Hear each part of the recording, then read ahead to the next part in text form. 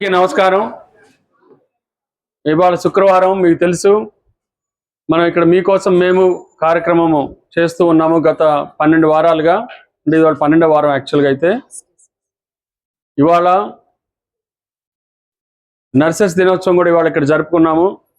ఎందుకంటే ఇక్కడ డాక్టర్ల కన్నా నర్సెస్ ఎక్కువ మంది ఉంటారు. ఎందుకంటే ప్రతి చోట నర్సింగ్ కావాలి కాబట్టి ఇవాళ నర్సెస్ దినోత్సవం సందర్భంగా వారిని కూడా ఇక్కడ తీసుకొచ్చిన వారు మీకు కొన్ని మంచి ముఖ్య విషయాలు చెప్తారు. ఈ ఆసుపత్రి మీ ఆసుపత్రి అనే భావంతో ఉండండి.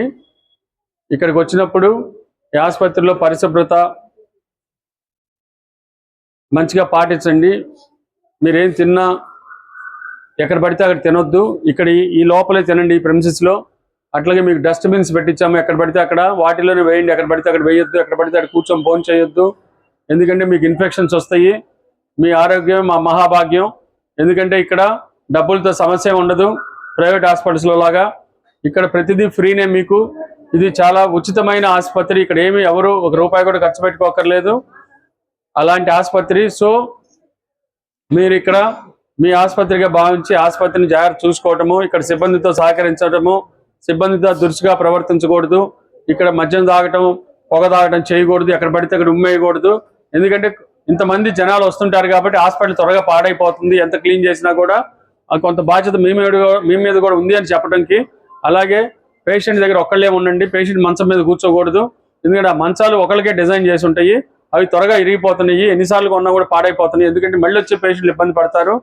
మీరు ఎవరో ఒకళ్ళే ఉండి మీది కూడా డబ్బులు వేస్ట్ అవుతాయి. ఈ ఊరిని ఏదో మీ పల్లెటూరు నుంచి వచ్చారనుకోండి, ఇక్కడికి 5-6 వస్తే మీ డబ్బులన్నీ వేస్ట్ అయిపోతాయి. ఎవరో ఒకళ్ళు రెస్పాన్సిబుల్ బాధ్యతగా ఆ పేషెంట్ చూసుకునే వాళ్ళే పేషెంట్ దగ్గర ఉండాలి. మిగతా వాళ్ళందరూ మొదట్లో వచ్చినా కూడా వెళ్ళిపోవాలి. మీకు ఎన్ని రోజులు అవసరం అన్ని రోజులు ఇక్కడ ఉంచే ఆసుపత్రి ఇది. ఎందుకంటే ప్రైవేట్ హాస్పిటల్ లాగా మీకు డబ్బులతో సమస్య ఉండదు కాబట్టి మీకు పూర్తిగా తగ్గిన తర్వాతనే పంపిస్తారు. మీకు ఎక్కడ ఇబ్బంది ఉన్నా సరే ఇలాంటి నర్సింగ్ స్టాఫ్ ఉంటారు, డాక్టర్స్ ఉంటారు, లేకపోతే నేనుంటాను పై ఎత్తున సూపరింటెండెంట్ ఆఫీస్లో. మీరు అందరూ కూడా ఎక్కడైనా సరే మీకు ఇబ్బంది ఉంటే మాకు చెప్పండి. ఈ ఆసుపత్రిని మంచిగా చూసుకోండి.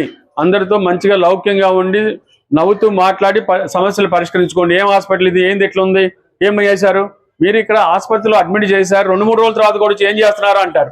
ఆశ్చర్యపోతాను నేను. ఇక్కడ ఒకవేళ డాక్టర్లు ఉంటే ఏదో చేయకుండా ఎందుకుంటారు?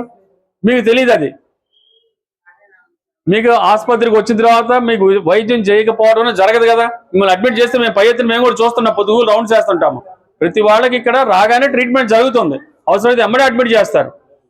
కాబట్టి ఇవన్నీ ఇలా మాట్లాడకుండా, ఎలా పడితే అలా మాట్లాడకుండా డాక్టర్లతో కానీ నర్సులతో కానీ మంచిగా మాట్లాడి మీ పనులు ఎన్నైనా చేయించుకోవచ్చు ఇక్కడ.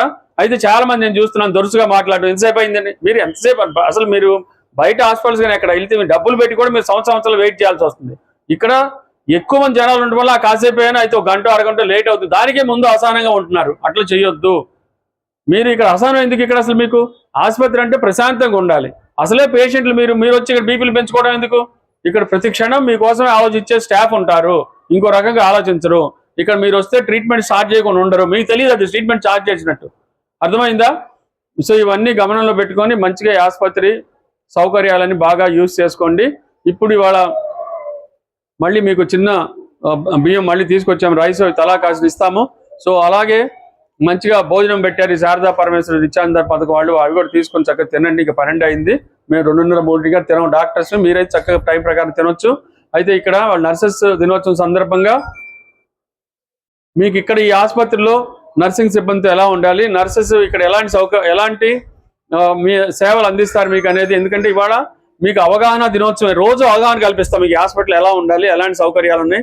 ఈ ఆసుపత్రిలో 30 విభాగాలు ఉన్నాయి. బయట వేల హాస్పిటల్ ఉన్నా కూడా ఒక్కో విభాగం ఒక చోటే ఉంటుంది. ఒక ఎముకల డాక్టర్, ఒక కళ్ళ డాక్టర్ ఉంటారు. ఇక్కడ అన్ని విభాగాలు ఇక్కడే ఉంటాయి. మీరు ఎక్కడికి వెళ్ళక్కర్లేదు. ఇక్కడ ఇసుక్కోవటము, లేట్ అయిందని ఇసుక్కొని చెయ్యొద్దు. మీకు లేట్ అయితే ఎమర్జెన్సీని మేము చూస్తాం. అది ఎమర్జెన్సీ ఇమీడియట్గా ఆపరేషన్ చేయడమో, ఎమర్జెన్సీ మందులు వేయటం ఏదో చేస్తాము. వెంటిలేటర్ ఎక్కించడమో, ఆక్సిజన్ ఇవ్వడం మేము చేస్తాం. అది మీకు ఏం చదువుకోకపోయినా సరే ముందు మీరు కోసం